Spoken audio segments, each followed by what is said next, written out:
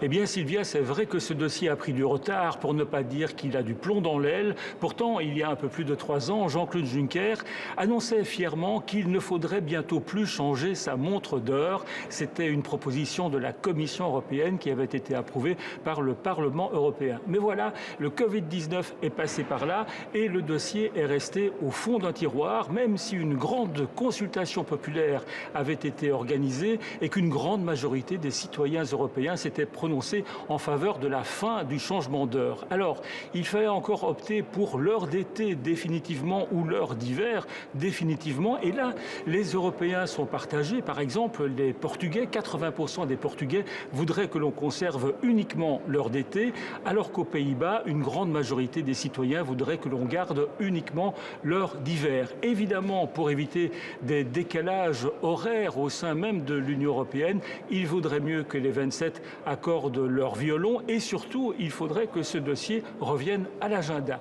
Alors, en attendant, quand même une bonne nouvelle, c'est que si vous êtes en Europe, vous allez pouvoir dormir 1 heure de plus cette nuit.